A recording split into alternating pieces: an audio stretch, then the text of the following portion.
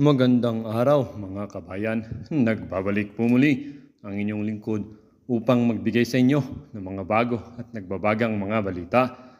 VP Inday Sara nagsalita na patungkol sa resolusyon na ipinasa ng Kongreso sa ICC laban sa kanyang ama at former President Rodrigo Roa Duterte.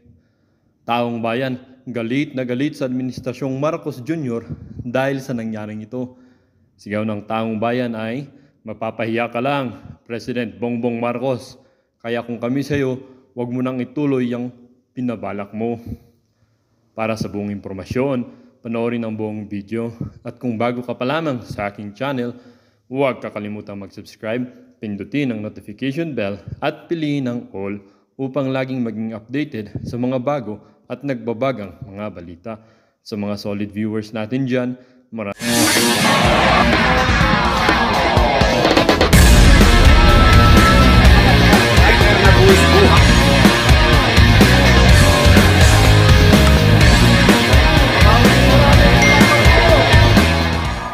Ang isyong ito ay naging usap-usapin din sa social media. Ang anumang resolution na nanghihikayat na papasukin ng ICC para imbestigahan si former President Rodrigo Roa Duterte ay harap-harapang sampal sa mukha ni President Bongbong Marcos at kawalan ng respeto sa Presidente ng Pilipinas na nauna nang nagsabi na ayaw na nating papasukin ng ICC dito sa bayan natin. Unang-unang sumampal sa mukha ni PBBM ay miyamong sabi din naman ng isa, kunti na lang po kayo sa amin, mahal na Pangulong PBBM. Hindi po sapat sa amin ang mabait lang. Sayang po ang depensa namin sa inyo. Wala pong problema sa amin si Manang Aimee, pero parang gusto na naming maniwala na under po kayo ng iyong asawa at pinsan. At sabi din ng isa, dapat ang congressman gagawa lang ng mga batas, walang pork barrel para hindi magamit sa korupsyon. Ang lahat ng projects ng highways ay ibibigay na sa malitang et-et mo. O, di ba hindi? Kasi hindi ka ututo. Inuuto nyo yung si Duterte na kung wala kang kasalanan, sige nga, bakit hindi ka ng ICC? Kontra kagad kay Duterte. Una. Ikalawa, wala silang jurisdiction dito sa Pilipinas. Hindi tayo miyembro ng ICC. Hindi po tayo kasapi na niyan. Naunahan na kayo. Bago pa kayo makaporma, umalis na tayo. O, ganun po katalino si Pangulong Duterte. Ngayon, ano sasabihin nyo na na pwedeng pumasok dito ang ICC? Okay. Meron po silang sinasabi yung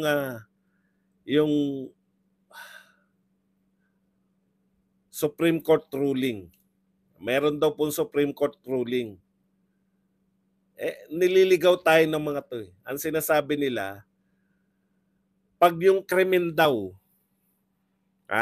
pag yung krimen naganap before tayo nakaalis sa ICC, pwedeng usigin ng ICC ayon sa Supreme Court ng Pilipinas. O bakit? O meron pala kayong kinukot na ganun, di ba? Bakit hindi pa rin makapasok yung ICC? Ang nakakalimutan ninyo, tinanong nyo lang yung Supreme Court.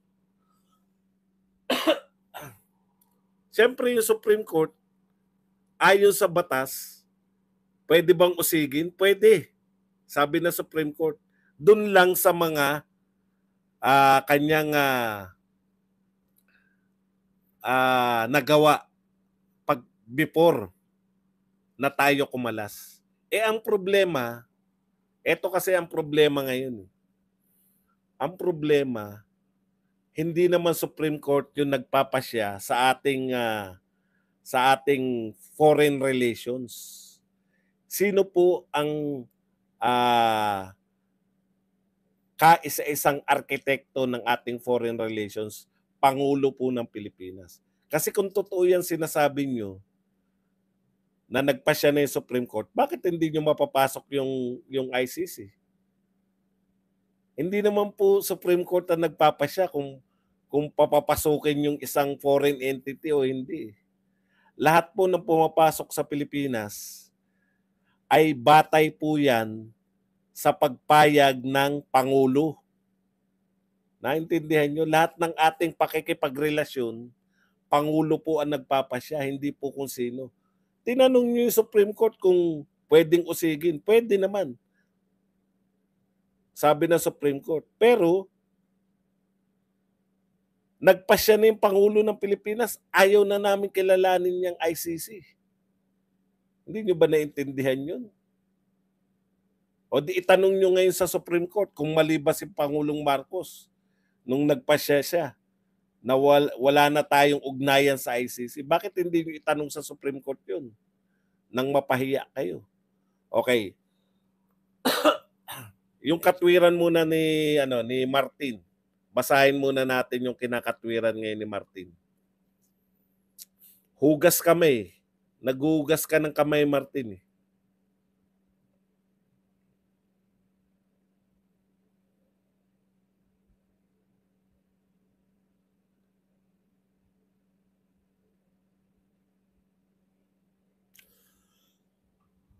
Ala. Nabura na. This page doesn't exist. Try searching for something else.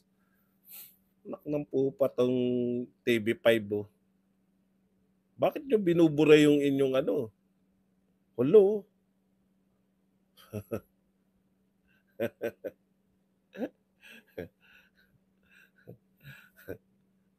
Wala na talaga. Okay, sa naalala ko lang. Kalimutan na naman natin. O, sa naalala ko lang, ang sinabi ni Martin, hindi raw po siya yung sa TV5 to eh. Hindi raw siya yung nasa likod no nitong ICC resolution na to. Eratom daw kuya. Eratom ba? Kaya pala binura. Okay. Sige, wag na natin. Ineratom na pala nila eh. Mahirap pa. Sige, eto lang po, no? Kung talagang wala kang hand dyan, di patigil mo lang.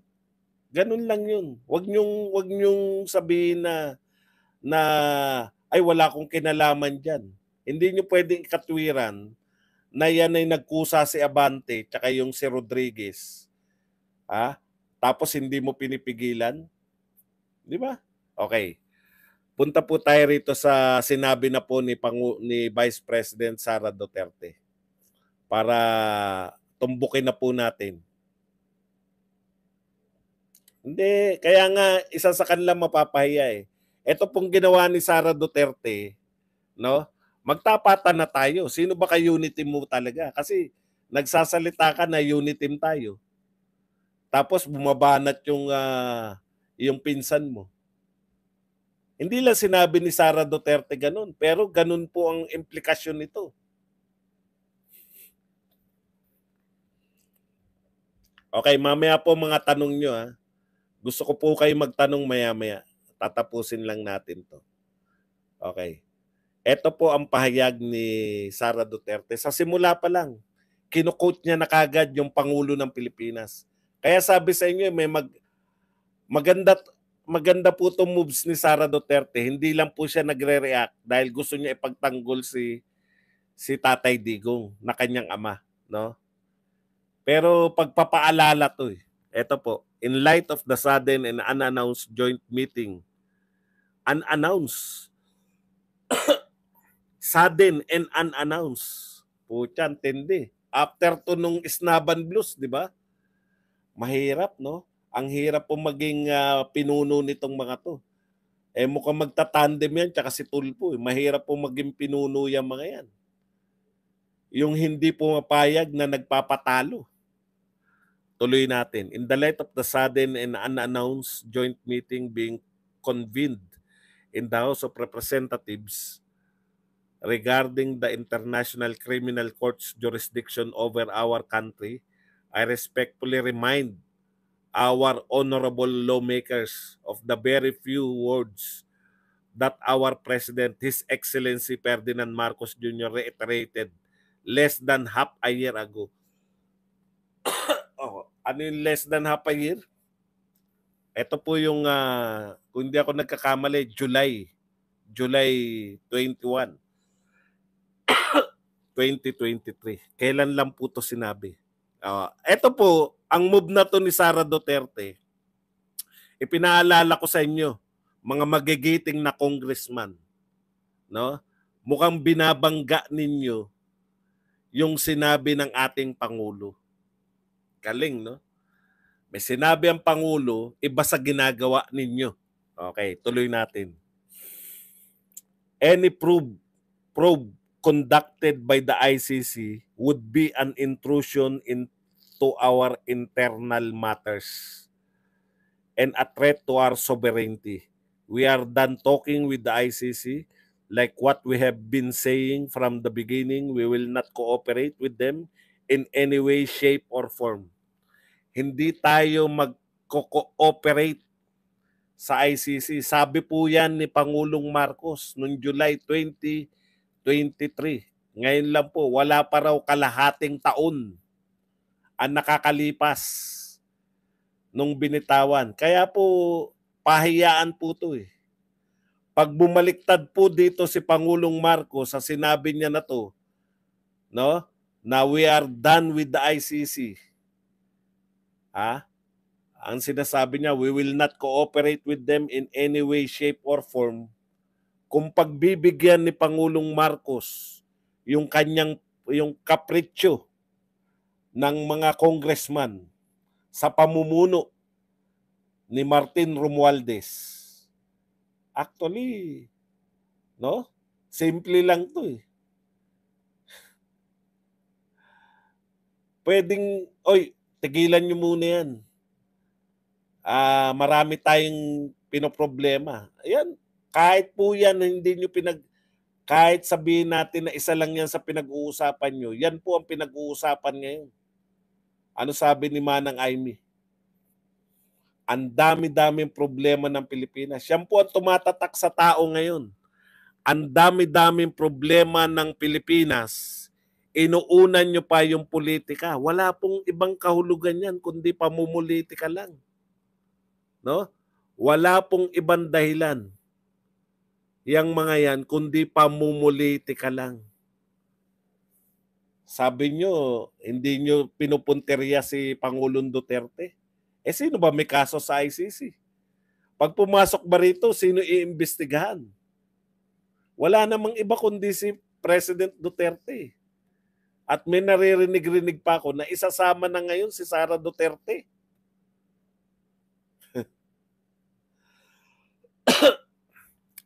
Wala pong rito. Wala pong kalusot-lusot dito si Pangulong Marcos. For the first time po ginawa to ni Sara Duterte. Hindi po siya nanghihingi ng tulong. Hindi po siya nagsusumbong kay Pangulong Marcos. Ipinagpalagay niya na si Pangulong Marcos ay may isang salita. Parang hindi ako nagdududa sa sinabi ni Pangulong Marcos noong July na siya nagsabi nito at ito ang nilalaman.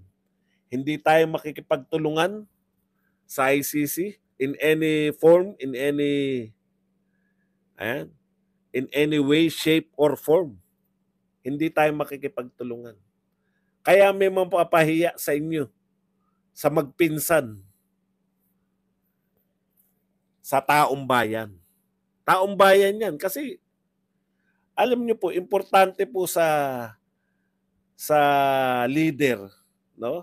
Yung mga ganito, importante po, ang mahalaga po ito eh. Hindi po to simpleng yung katulad nung kay Pinoy, pag hindi nagawa yan, papasagasa ako. Hindi po ganun yan eh. Ito po ay polisiya ng Pilipinas. Hinggil sa ICC. Inilatag. Malinaw na malinaw. Napakalinaw po nun. Hindi tayo makikipag-cooperate, sabi ni Pangulong Marcos. Hindi po nakikiusap si Sara Duterte. Sinabi niya lang, tinapatan niya lang yung ginagawa niyo sa House of Representatives. Ang sinabi lang ni Sara Duterte ay kakontra yan ng mga pahayag ni Pangulong Marcos. Ngayon, kung kayo ang aayunan, hindi niya papatigil yan at kayo inayunan, Mapapahiya si Pangulong Marcos sa binitiwan niyang mga pananalita. Okay. Eto pa. Given this clear standpoint, we urge the House to respect the position of the President. O, kita nyo? Ang galing. Hindi po siya nakikiusap sa House. No? Igalang ninyo. Irespeto ninyo ang posisyon ng Pangulo. Parang hindi niya kino-question. Ang galing po ng delivery nito. Given this clear standpoint, napakalinaw po ng pahayag ng Pangulo. Irespeto ninyo. Din pag Sunday, hindi po Sunday ngayon. Huwebes pa lang.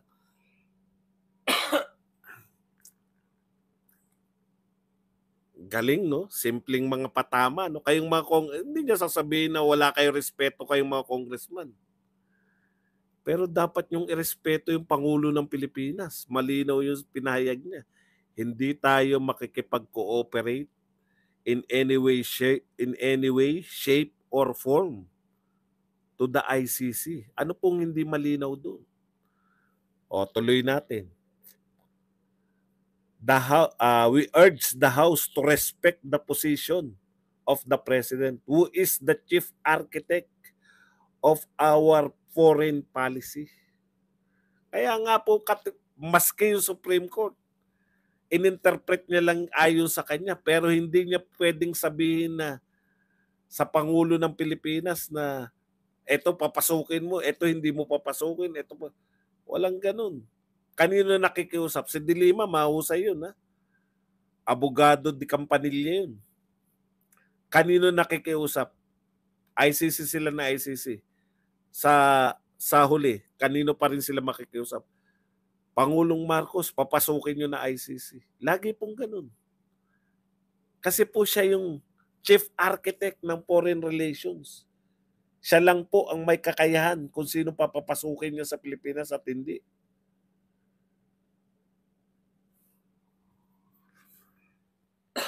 The President has likewise affirmed that his opinion is based on the fact that ICC ceased to have jurisdiction over the Philippines upon the effectivity of our withdrawal from the Rome Statute on March 17, 2019. So sinabi po paulit-ulit ni Pangulo na wala na po kayong jurisdiction mula Marso 17, 2019 nung kumalas po tayo. Ang Pangulo pa noon ay si Pangulong Duterte.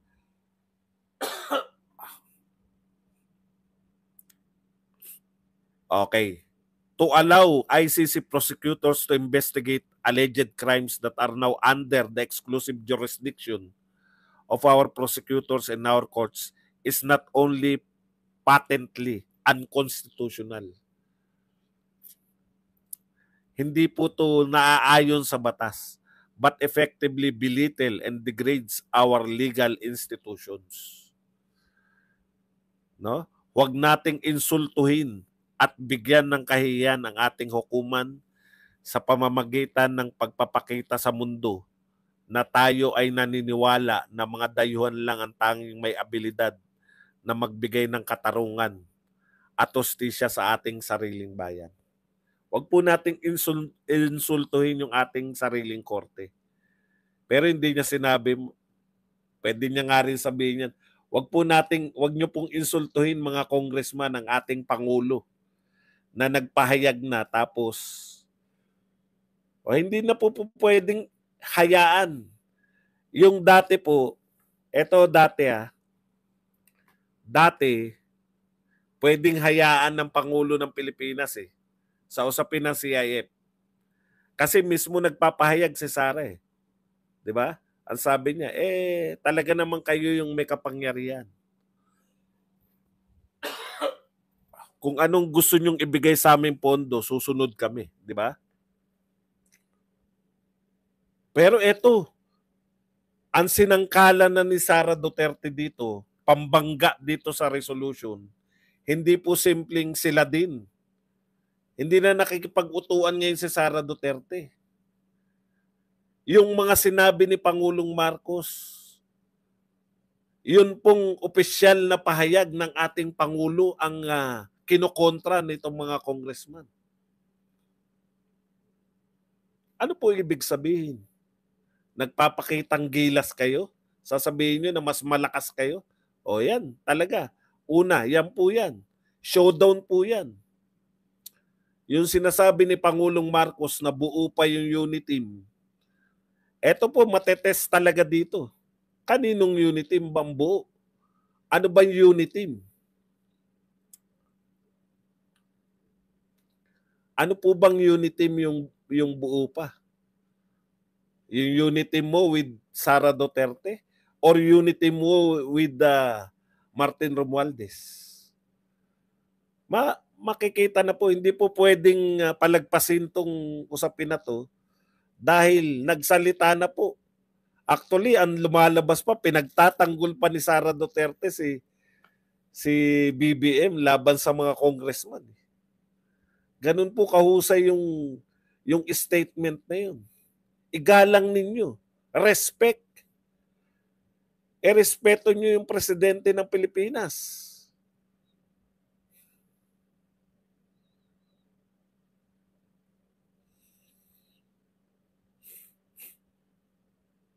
Dito po talaga magkakaalaman ngayon sa usapin na to. Na dapat sana kung si Martin ay sabi nga natin, no? Ang kagulat-gulat pa rito parang biglaan pa eh. Parang biglaan pa. Yung pagkatapos ng isnaban kuno. Yung hindi ko nakita. Nakikita na po natin yung mga attitude ng mga tao na posibleng maging pinuno ng ating bayan balang araw. Nakita po natin kung paano po umakto sa mga sitwasyon si Martin Romualdez, si Rapi Tulfo, at saka si Sara Duterte. Siyempre, mga dilawan at kakamping, wala po yan. Hindi po nila alam na nagaganap hanggang ngayon. Leader po nila. Paghiganti ang alam. Paghiganti. Wala na tayo. Wala na tayo riyan sa poprotektahan nino sino eh. Hindi na po eh. Tapos na po tayo kasi hindi naman nyo kayang saktan na si Sara Duterte. Tumodo na nga kayo eh. Tinodo na po ang atake kay Sara Duterte. Still, hindi nyo ba napupuna? Real talk. Bakit wala naglalabas sa survey ng trust rating, survey ng mga presidential elections? Kasi definitely hindi gagastos yung mga Duterte para sa mga pa-survey. Pero meron pong mga gumagastos sa pa-survey niyan. Bakit po hanggang ngayon walang nilalabas na? Matapos po makaresback yung mga Duterte. Matapos po magsalita si Pangulong Duterte sa gikan sa masa, 1 buwan na nakakalipas. Wala pa rin lumalabas ngayon. Baka hindi nilalabas. Ang tinitiyak ko sa inyo, mas lalong nagiging popular si Sara Duterte ngayon kaysa nung simulan. Okay. Teka lang baka may nakalimutan tayo bago tayo pumunta dyan sa inyo. Sa inyong mga katanungan.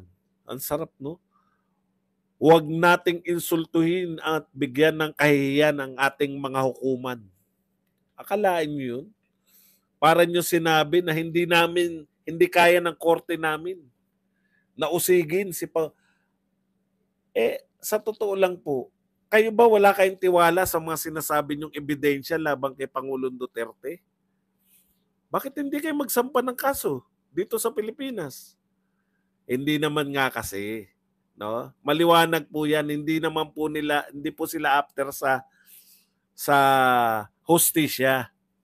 After po sila sa political mileage na nakikreate ng pagbibintang nila, pag-invite nila sa ICC. Yan po yun. No? Hindi po talaga sila seryoso na tulungan yung mga biktima ng kung ano-ano. Kung hindi, kasi may immunity pa ba si Pangulong Duterte? Sa totoo lang nga, nagsampa na nga sila ng kaso rito eh. Mga walang katuturang kinaso nila, death threat, etc. Yun pa. Akala ko ba malakas ang ebidensya nyo laban sa ICC? Bakit hindi nyo dito? Okay, yan lang. Sa napanood niyong video mga kabayan, ano naman po ang inyong mga opinion? Ang ating comment section ay bukas para sa inyong mga komento at reaksyon. Huwag kakalimutan, do not let your thoughts left unspoken. As citizen of this country, your opinions matter. Huwag pong mahihiyang magbigay ng inyong mga saloobin, mga kabayan. At syempre, huwag nyo din pong kakalimutan i-share ang video ito upang inyong mga kaibigan at kapamilya ay maging aware din sa kung anong nangyayari sa ating bansa. Huwag din kakalimutang mag-iwan ng like. Hanggang sa muli!